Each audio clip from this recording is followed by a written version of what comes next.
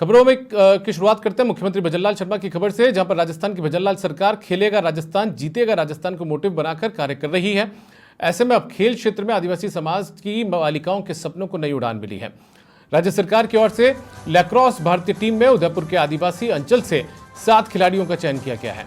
इनमें 4 आदिवासी समुदाय की और 3 अन्य समुदाय की बेटियां शामिल हैं।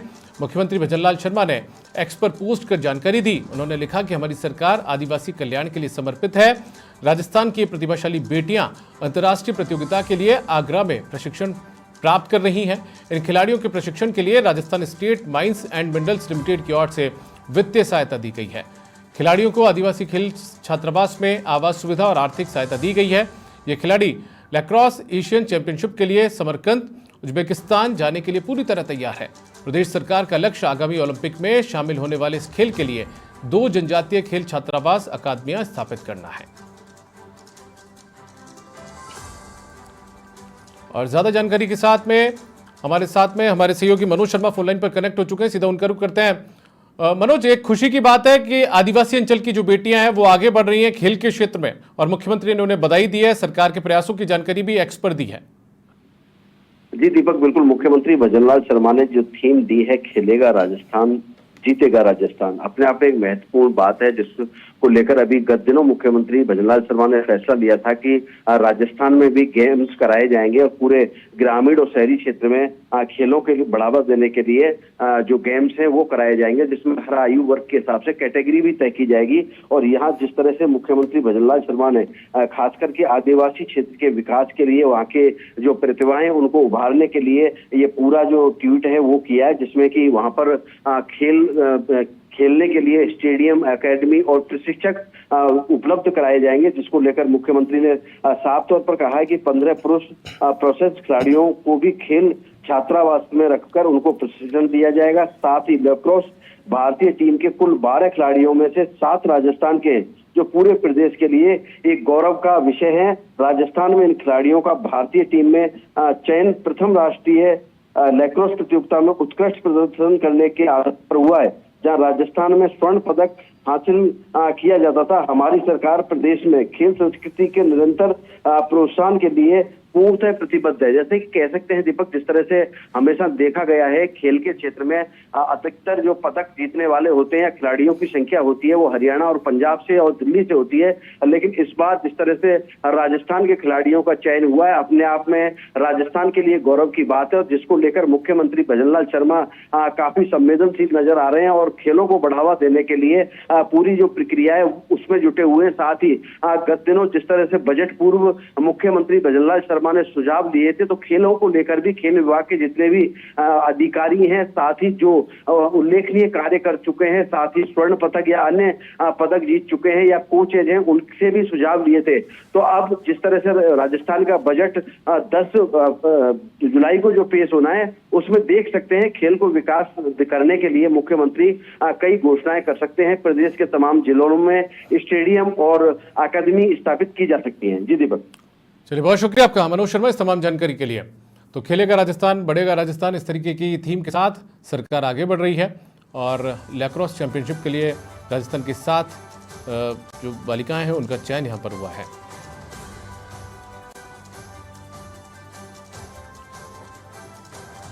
तो एक बड़ी खबर आपको बता दें, मुख्यमंत्री भजनलाल शर्मा ने भी इस खुशी को जाहिर किया है अपने ट्वीट के जरिए।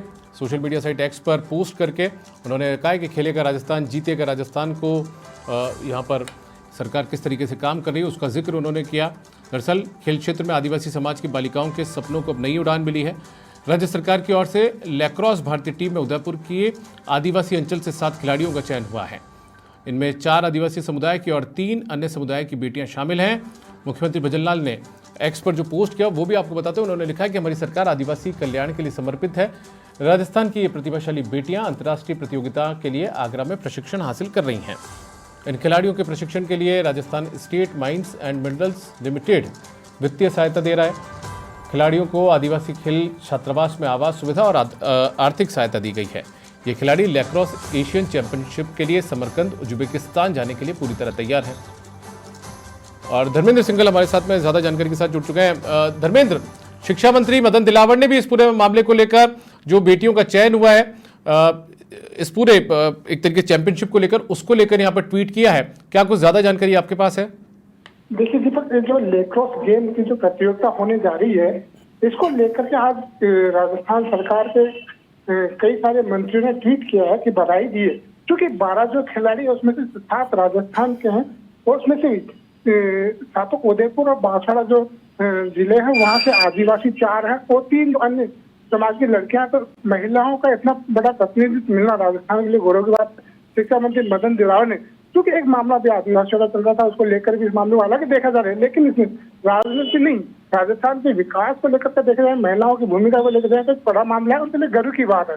क्योंकि लैक्रोस जो गेम होता है, क्योंकि संगठित उसकी बात करता है तो उसको लेकर के भी संगठन में बढ़ावा देने को लेकर के, और राजस्थान में जो ओलंपिक की मानती है, ओलंपिक जो होने वाले हैं राजस्थान में उसकी भूमिका होनी चाहिए, उसमें भी भागीदारी इनसे उसको लेकर के बात कर रही है, तो उसको लेकर के देखा जा रहा है। जी दीपक।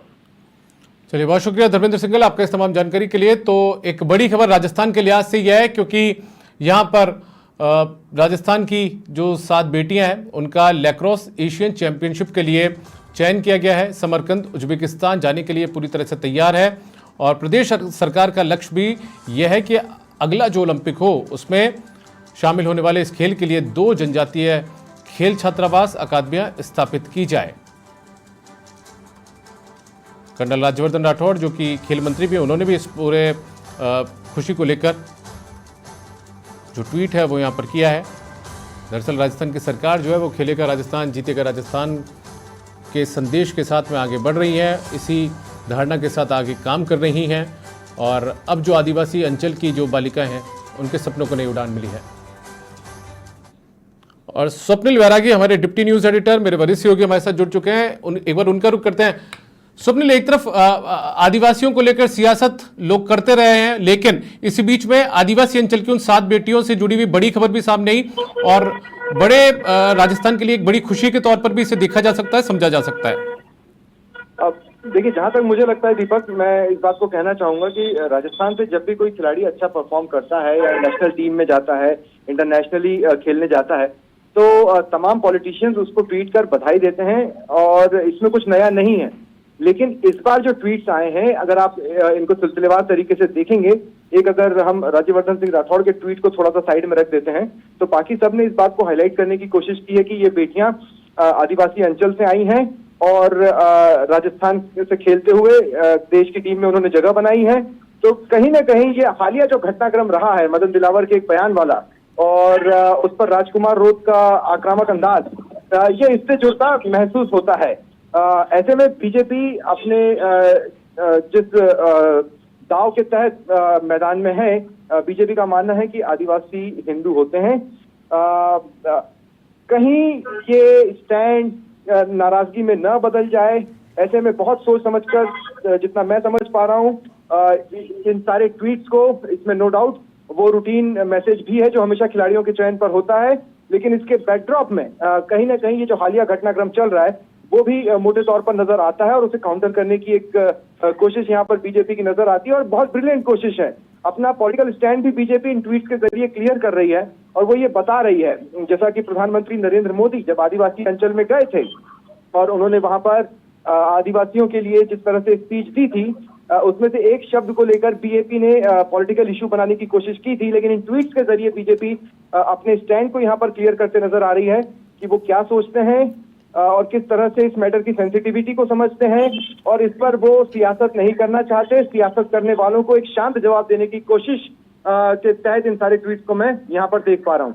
दीपक, स्वप्निल, इसका अंदाजा, जिस बात का जिक्र आपने किया उसका अंदाजा इस बात से भी लग सकता है कि मुख्यमंत्री, शिक्षा मंत्री और साथ में खेल मंत्री, उन तीनों के ट्वीट एक साथ सामने आए हैं। बिल्कुल, देखिए ज्यादा टाइम नहीं था, थोड़े समय में आप अगर सारे ट्वीट्स की टाइमिंग को देखेंगे तो 5-10 मिनट का अंतर, उससे ज्यादा नहीं। मोटे तौर पर सीएम का जो ट्वीट है उसमें उन्होंने सीएमओ को भी टैग किया हुआ है। इसके अलावा अगर आप बाकी हिस्सों में देखेंगे तो खेलेगा राजस्थान, जीतेगा राजस्थान, आप देखिए इसमें बहुत ज्यादा हैशटैग यूज करके किसी तरह का कोई पॉलिटिकल मैसेज देने की कोशिश नहीं की गई है। अमूमन सिर्फ आप देखेंगे खेलो इंडिया या अपना राजस्थान, इसी तरह के हैशटैग किए गए। पॉलिटिकली मोटिवेटेड जो ट्वीट्स होते हैं जिनका मकसद सियासत होता है, उसमें पर्सन्स को टैग किया जाता है, उसमें हैशटैग्स इस्तेमाल किए जाते हैं, जैसे कि राजकुमार रोध कर रहे हैं कि मदन दिलावर माफी मांगे। ये ट्वीट्स को एक पॉलिटिकल स्टैंड पर खड़ा कर देता है। लेकिन जब प्रदेश की बेटियां इस तरह का परफॉर्म कर रही हैं, आप देखिए नॉर्मल ट्वीट्स में कई बार ये नहीं होता है, बता दिया जाता है कि हमारे प्रदेश की बेटी है जिसने कमाल कर दिया है, लेकिन उसमें स्पेसिफिकली आदिवासी शब्द इंडल्ज है, उसमें आदिवासी शब्द को हाईलाइट करने की कोशिश हुई है। इसका और उसके बाद किसी तरह का हैशटैग यूज ना करना, इससे ब्रिलियंट स्टेप आप क्या देख सकते हैं पॉलिटिकली कि अपना मैसेज भी दे दिया, किसी पर वार भी नहीं किए, वो भी ठीक उस घटना से पहले जो कि 29 तारीख को सुर्खियों में आने वाला है। 29 तारीख को राजकुमार रोध पहले ही ऐलान कर चुके हैं कि वो जयपुर आएंगे और यहाँ पर शिक्षा मंत्री के आवास पर जाकर अपना ब्लड सैंपल्स देंगे। जो डीएनए की बात मदन दिलावर ने, हालांकि ये बात अपनी बात बिल्कुल सही है कि मदन दिलावर ने जब डीएनए वाली बात कही थी, उसके बाद उन्होंने उस पर क्लैरिटी भी दी, पीसी करके बताया कि उनके कहने का मकसद क्या था और उसे कैसे आउट ऑफ प्रोपोर्शन किया गया है। ऐसे में आज के ये जो ट्वीट तड़ातड़ आए हैं एक के बाद एक, अगर आप देखेंगे भजन लाल शर्मा ट्वीट करते हैं, दिया कुमारी ट्वीट करती हैं, प्रेमचंद बैरवा ट्वीट करते हैं, मतलब एक सीएम और दोनों डिप्टी सीएम ट्वीट कर चुके हैं, मदन दिलावर ट्वीट करते हैं, राज्यवर्धन सिंह राठौड़ ट्वीट करते हैं। इन सारे ट्वीट की टाइमिंग अगर आप देखेंगे, और भी कई फेसेस हैं जिन्होंने इस वक्त जब आप मुझसे बातचीत कर रहे हैं ट्वीट कर दिया होगा, तो वो अपने पॉलिटिकल स्टेप को एक कदम और आगे बढ़ाते हुए और एक बहुत सधे हुए स्ट्रक्चर में रखकर बीजेपी आगे बढ़ी है, इसमें कोई दो राय नहीं है। चलिए स्वप्निल, बहुत शुक्रिया आपका तमाम जानकारी के लिए। हमारे डिप्टी न्यूज एडिटर हैं, मेरे वरिष्ठ सहयोगी हैं स्वप्निल बैरागी, जो हमारे साथ जुड़े हुए थे, जो बता रहे थे। और देखिए जिस तरीके से ट्वीट आया, लैक्रोस भारतीय टीम में उदयपुर के आदिवासी अंचल के 7 खिलाड़ियों का चयन किया गया।